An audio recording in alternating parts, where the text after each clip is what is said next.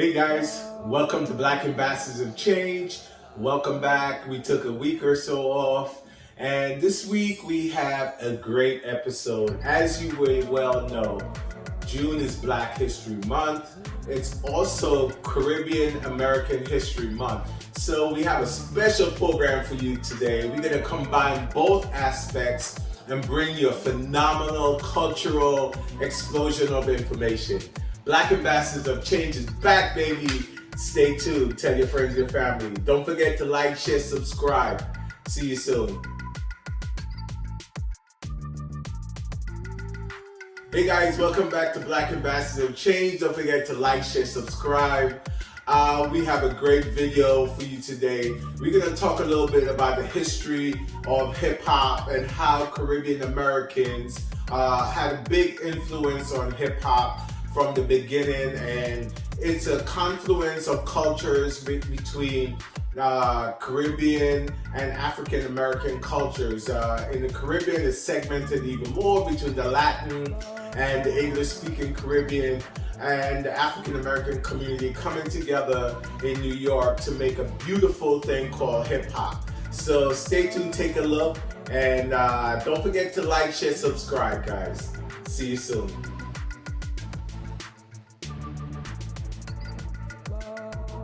Where would hip hop be without Caribbean Americans? There wouldn't be no hip hop.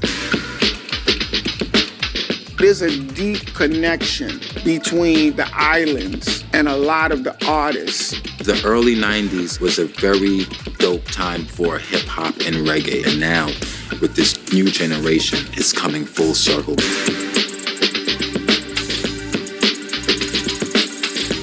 You feel proud, you know, if you just know, say, yeah, you have some of the biggest artists in the world from your country. The Caribbean cats right now that's holding it down on the mic, you know, you got Nicki, Party Next Door, Joey Badass, Tory Lanez. Big up all the artists with Caribbean roots, because at the end of the day, if you really are thinking musically, it's all coming from the same thing. I just feel like if you don't know where you came from, you'll never know where you're going. It's in the everyday slang. You know what I'm saying? Like, it's in everyday life. You're gonna be exposed to that if you're Drake, if you're Kendrick. The dance hall, hip hop has always been there, and it ain't going nowhere. As long as there's hip hop, there's going to be Caribbean music. That's in the DNA of hip hop.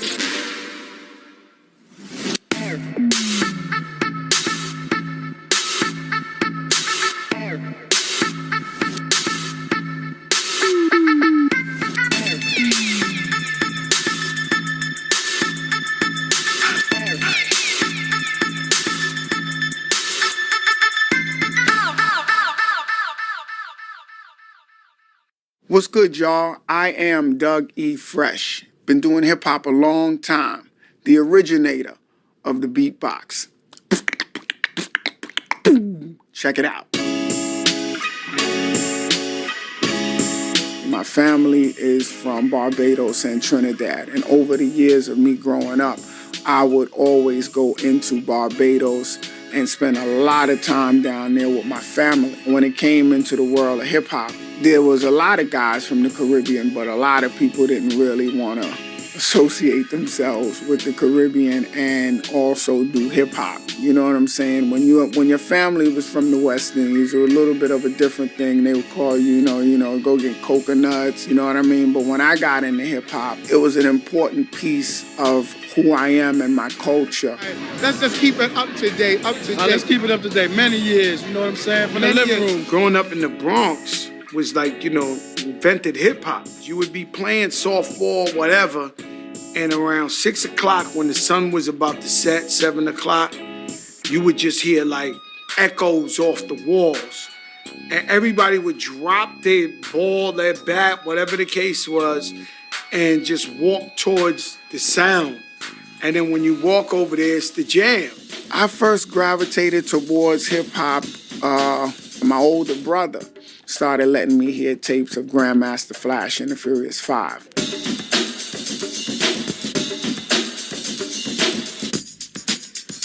My brother, he was a crate boy for Grandmaster Flash. So he would carry big crates of records, and then his pay would be the honor to give out flyers to promote their next party that they're gonna make money on. DJ Kool Herc came from Jamaica. He started hip hop. So he came out here and like Jamaica that they throw up the big boom boxes. He was famous for throwing the jams and bigging up the biggest speakers. Kool Herc, as a kid, would go to these events, you know, because if you're in Jamaica, like, that's what entertainment is. 2 turntables and a microphone is dance hall. They play a track, right, and then they turn the record over, and that was an instrumental on the other side, or a dub version, as they would call it, and dude would talk over the microphone over that version, right? In the meantime, Tinko, upon coming to America, Bronx, New York, whatever, you know, he took what he saw as a child, right, or growing up in Jamaica, and applied it to the Bronx, and they called it hip-hop.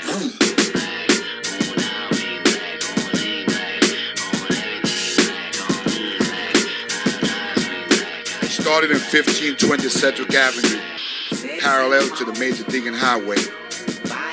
Sound clashes were always something that were done in the islands. So the relationship between what happened in the islands just basically came over here, and the children of this culture took the same thing and just added a new form of communication to it. And that new form of communication was hip-hop. And when they battling, they still battling. They battling with sound, but they also battling with skills. They call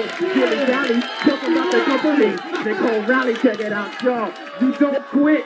BBC got to be the ultimate. So everybody in the crowd just screaming out loud, say rally. Everybody. Like Kool Herc is from Jamaica, so he knows about the sound systems. But as early as I can remember, when there was a party around the way, the systems was out. Today, this is what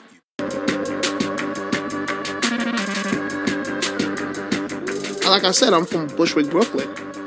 And Brooklyn, it's a lot of Caribbean cats out there. When I first heard hip hop, I didn't hear it on the radio.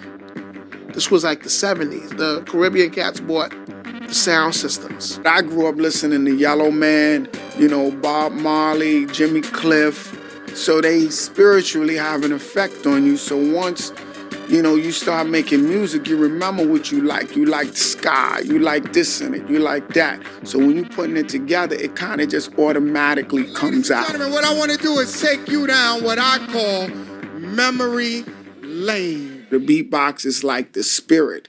It's the spirit kind of like communicating. So when I started doing it, I started to kind of like, in a very organic way, create my own little formula. I would first start doing hip hop.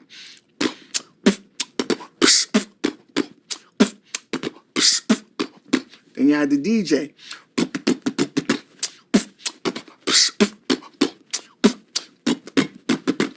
Or then you would take it and you would add the other elements to it. You wanted to go soca.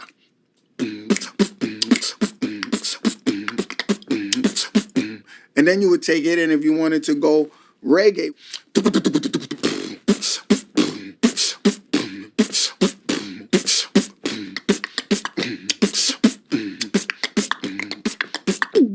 And then, you know, you would mix that in there. You know what I mean? It just so happens that, you know, these people are Caribbean or Spanish or Jamaican, but it's more New York, the Bronx, you know, that time period and that environment. The Bronx is damn near half, in 3/4 Spanish. How could they not embrace this culture that was coming up? As far as hip hop, I've always viewed it as black music. But then when I went back to the roots and I went back to my roots, I said it was always Latinos and black since day one.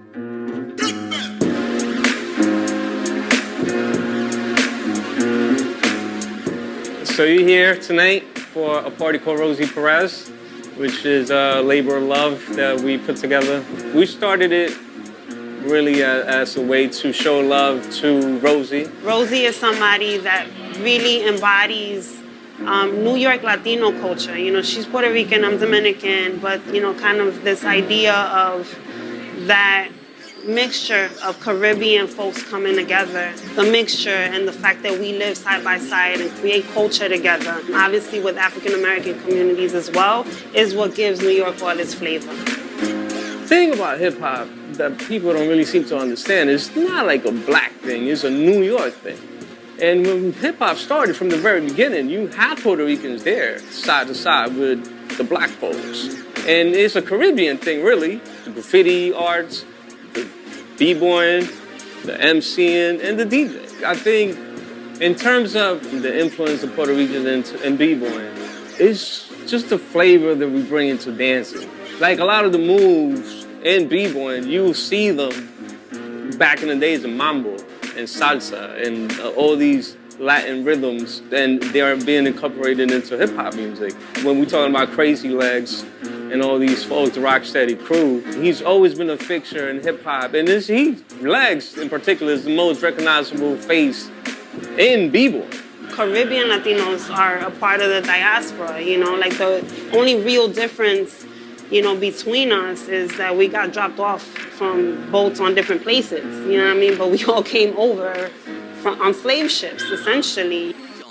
Introducing the culture of the Caribbean and hip hop organically started to become this thing that we just did naturally. It just changed forms because we were here in the US. I feel like when dancehall and hip hop were kind of neck and neck is in the 90s, probably around when Shabba was really big, when Shabba Ranks was really big, and prior to that, Supercat. For a few years, it was like reggae and hip hop went side to side. You couldn't do hip hop clubs and not play reggae or vice versa. Because dancehall and hip hop kind of came from the same situation. It was, like we was all fucked up in the game. It came from not having. Out of poverty and out of brokenness and all that, that's when people get creative.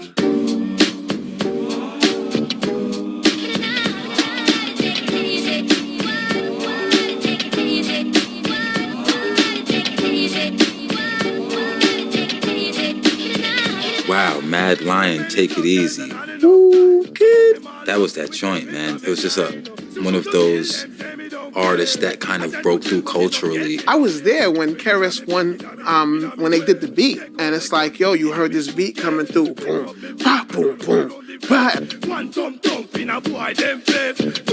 Like a little while later, I walk out and I hear Mad Lion's vocals, and I'm like, who is that? And that when I heard it, I thought it was ill. I thought it was like a crazy ill beat.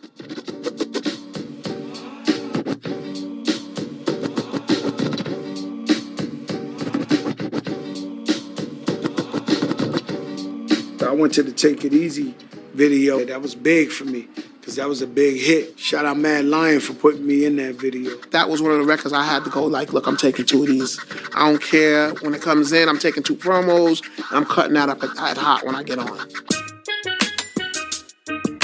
Supercat, Dolly My Baby, and just Supercat in that time period. He was the bridge for dancehall and hip-hop for motherfuckers like me, you feel me, who is from hip-hop but with Jamaican parents, you know what I'm saying? As a DJ, that's one of the records you have to have in your crate. And I'm sorry, I love Supercat, but you started from when Biggie rhymes. I love it when you call me Big Papa. It was like, ooh, because, at that time, it was no social media, so it was more mysterious. And everybody heard Supercat was this gangster from Jamaica, and he was a pretty boy. And him and Big did a joint together. That thing was so hard. Biggie's opening line on that track is just like, that shit'll never go away. Definitely got his first look from a dance hall artist, straight Budman thing, right? Supercat. Big up yourself anyway you're there. That record right there is incredible. And Biggie, come on, look who we talking about, Biggie. You know what I'm saying? That dude, Biggie was unbelievable. You know what I'm saying? And this dude was incredible. My mom's made me of Jamaican rum and whiskey, I think was the lyric. Jamaican rum is a very, very big part of Jamaican culture. You know what I'm saying? So just hearing those little small things let you see that, okay, this dude is from the culture, you know what I mean? And for other Jamaicans, it kind of was like, oh, word, he's with us, that's what's up, you know what I'm saying? So there's a deep connection between the islands and a lot of the artists that do hip-hop. Busta is Jamaican. Please give it up for Busta Rhymes. And Heavy D, you know, Slick Rick, he's Jamaican. KRS-One is families from the Caribbean. When Beatnuts came out, you heard the influence of the Spanish right in it, you know, with their first, you know, so when that dropped, and then it was just crazy. So, I mean, you know, R.I.P. the great Big Pun when he came out, and Fat Joe. When I met Pun, I just knew he was a million times better than me. So I knew as a Latino, it was my duty to bring him to the game and give him every opportunity in the world to really, really blow up. In the early 90s, it wasn't cool to be Haitian, you know what I'm saying? It wasn't until the Fugees. Godfather, straight out of motherfucking Haiti. You know what I'm saying? Before we be out real quick, what's up? The early 90s was a very dope time for hip-hop and reggae. Like, they were able to do it really well, you know what I'm saying? Like, that mesh was there. And now, this new generation is very much kind of like the 90s, you know what I'm saying? They're in tune with hip-hop. They kind of grew up with hip-hop. The Caribbean cats right now that's holding it down on the mic, you know, you got Nikki. I'm a fan of her as an MC because she writes and she has an ill flow. I love when she just goes into her Caribbean vibe because it's so authentic and it's so fun. And I love when she does collaborations with Caribbean artists because when she does her little section on it is just always so flames. And it's always using and like taking in a little bit of the culture. The one that everyone always talks about is the Hold You remix with Egyptian. When she comes on that, you wouldn't be like, yo, who is this girl?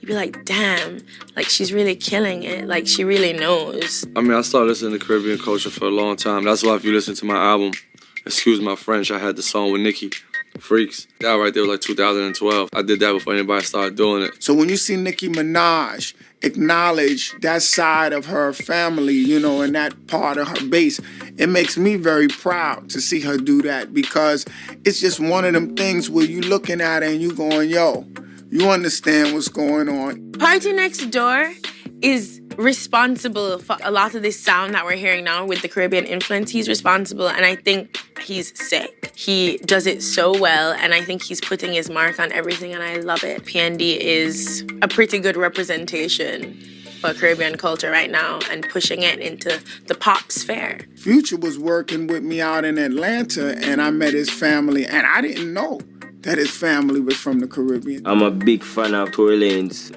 He incorporate hip-hop with the dancehall music. When I see those type of things, it motivates me, as I said, man. Joey Badass.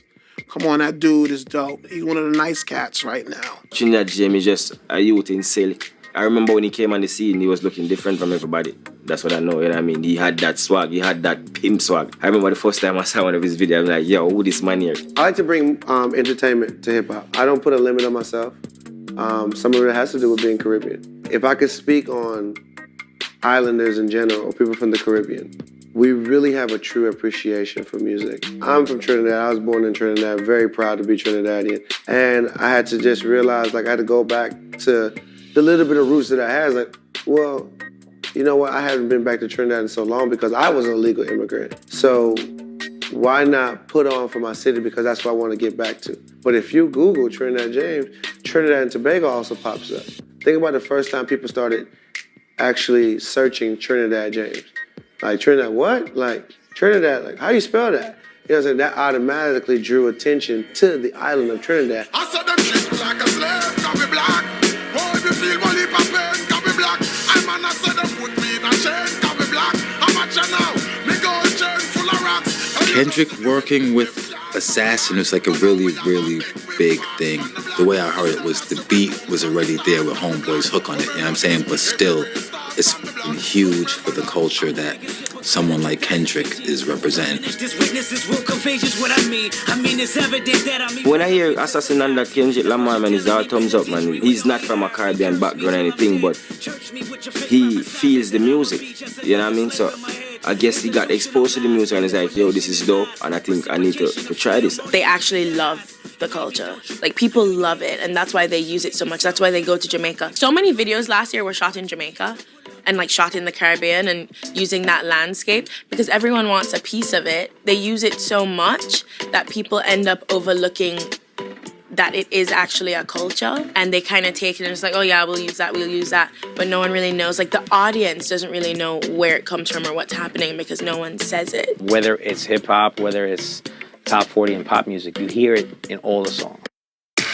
What makes low-key kick? Independence, style, authority. Hey, my glorious purpose. Original series now streaming only on Disney+.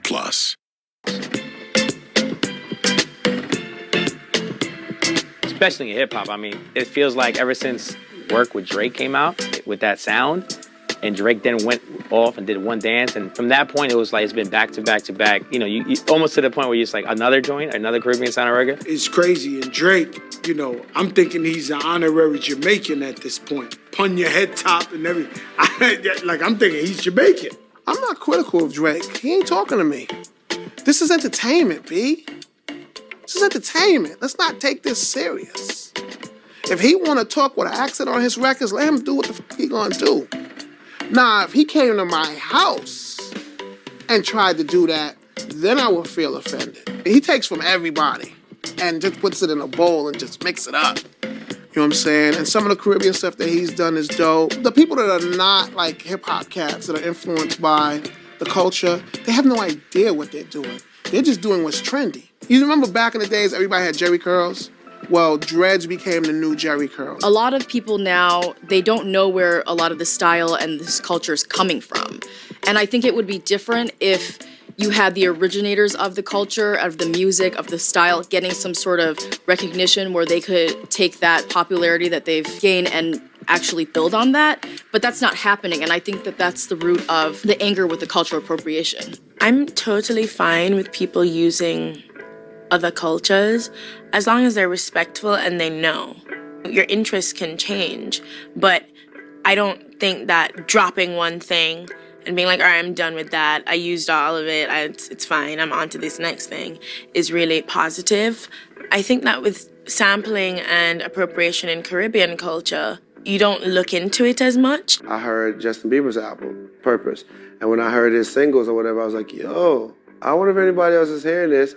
I'm from the island, so automatically certain sounds or whatever, like I'm wearing this steel pan on my chest or whatever, when I hear things close to the steel pan or actual steel pan, I'm like, yo, this is from the islands, you know what I'm saying? Like, we do this in Trinidad, steel pan. Those kind of records, they have to come to you, you know? I feel like you can't just go in and be like, oh, I'm about to make a Caribbean record. Unforgettable came to me, like, I heard it and I was like, I hear myself on it. Not just like you go looking for a Caribbean beat and all that. Nah, I don't work like that. Yeah, I don't think they give us enough credit. Definitely not. But the greatest thing about it is we know. I just worked with Ed Sheeran and the Shape of You remix. So I feel like we're going through that phase now where music is becoming one world and one sound. Now we're at a time where everybody is seeing how this unity is what's going to make us stronger. Whether the unity is coming from over here to Barbados or from Barbados back over to the U.S. People have experienced Jamaican culture and the culture that my grandfather is a part of. But underneath it, he's really talking about unity, love, bringing people together and fighting the system. With the current immigration sort of tensions that are going on, I think it's extremely detrimental to the exchange of Caribbean American ideas unless we visit there, which is not always the case. It's reliant on the ability to travel and to, immigrate to the United States. This could definitely hurt the future of music because you're cutting off the influence. You know what I'm saying? You're cutting off us from traveling to where we have to go to. Honestly, to me, I think that most of the talent is in the motherland and other places that people don't get to make it to, the third world countries. If you're an illegal immigrant, then you know what the struggle is about. I don't care what anybody says. Any president, anybody, the richest man on earth, the poorest man on earth. Being an illegal immigrant is even different than being homeless because, you know, you might come from your country or island or wherever, you know, and have a job and have a few things going for you, but you want better in life. I think people think immigrants look one way or are a certain thing, but that's not true. Half the people you know are probably immigrants. We all have a standard in our mind. And when you come to another place with that same standard, but people try to belittle that standard because I don't have the right ID, it's not because I'm not capable of doing the job, but because I'm not a resident of this town, you're gonna treat me this way? It's crazy, man. Well, unforgettable and everything going on. I wanted to do that. I want to bridge that gap and show them that there is love around the world. It's not, we all one. No matter what obstacle a government puts up, you're always going to have some people that are going to find another alternative to get where they're going because of just lack of resources. This man right here, like when he was in New York, just being Donald Trump, oh, he partied with us. He was at the Puffy White party. He was at Russell Simmons' house. You know what I'm saying? He was hanging out with the blacks and the immigrants and all of that. But as soon as he got into them doors, I don't know who's the real Donald Trump. You know, at the end of the day, it can't go nowhere, man. You know what I mean? It will always be here because the difference between some music and our music, it's still in the heart of the people. Even if the majority is not here still, I feel like you will find a way to the right ears of people. You know, and that's all. I can live with that. Music without Caribbean influence would be very boring. Now, almost every type of music has a sample, or they have a drum track, or they have some rapper on it. Look at how much hip-hop was influenced from reggae culture. We wouldn't have DJs. Toasting on the mic, that's rhyming. We wouldn't have the whole hip-hop culture.